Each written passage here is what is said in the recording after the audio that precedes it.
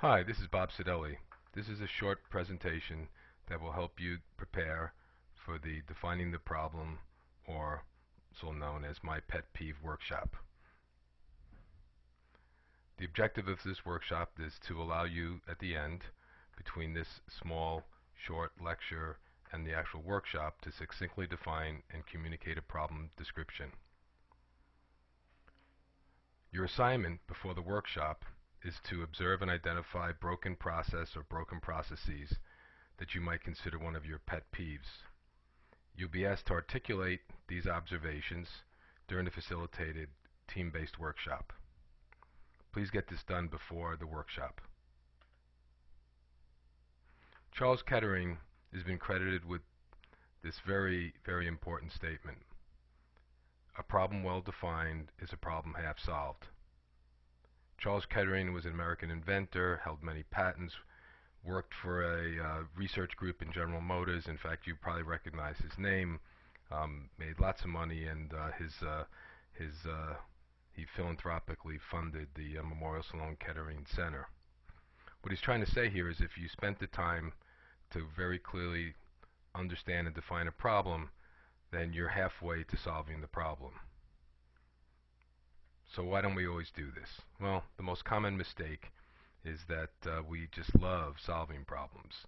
So we jump to the solution. We don't spend much time thinking about the problem, talking about the problem.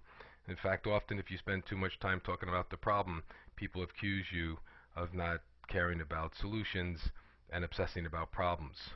What you want to avoid is exactly that. You want to spend time talking about problems.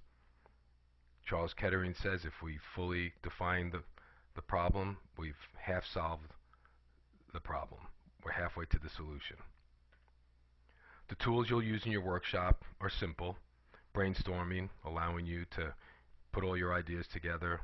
The 5 whys, which I'll explain shortly. You'll draw some flow charts on the whiteboard and also with a PowerPoint template. And a slightly more sophisticated tool known as fishbone diagram will help you map out the various causes and things that result in those causes leading to problems. This is also known as the cause and effect diagram or the Ishikawa diagram. So before I send you off to that workshop, I do want to talk a little bit about the 5 whys because it's sort of a core methodology. Asking why is something innate in all of us. It's probably a characteristic that has led to human development of the world. But in the Toyota production system, one of the architects of that fully described it as the 5 why method.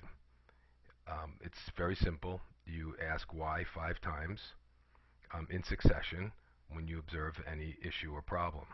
And what they believe, and what you'll see, is that this will lead you to understand the nature of the problem and lead you very close to understanding what the solution will be. The solution will become clear as you dive deeper into the problem using the 5 why method.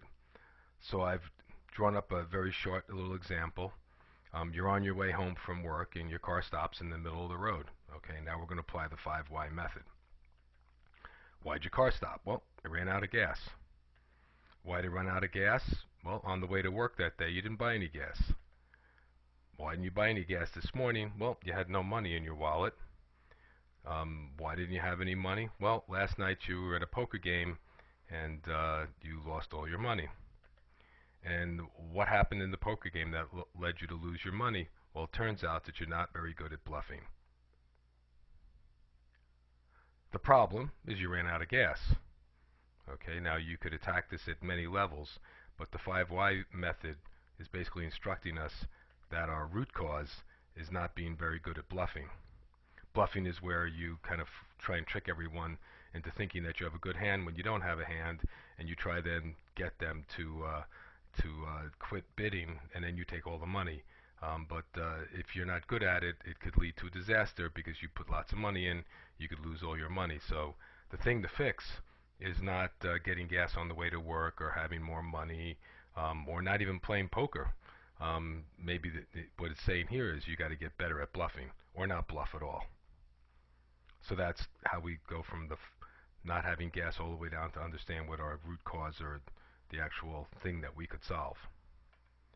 So in your workshop, you're going to work with student facilitators who have experience applying these methods.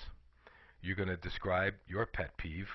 What is it that really bothers you that you notice in the world around you? You'll all brainstorm and then pick one of the pet peeves to analyze and apply these various methods, whether it's a 5 why or a flow chart, or you'll do a cause and effect diagram, trying to get into the defining the problem. And then as you're doing that, you'll create a short presentation that's a good, succinct, clear definition of your problem. And I predict that without even talking about solutions, that deeper understanding about the problem will get you halfway at least or more to understanding what the solution is. Hope you enjoy the workshop. It's a great technique, and you'll find many uses for it in everything that you do. Thank you very much.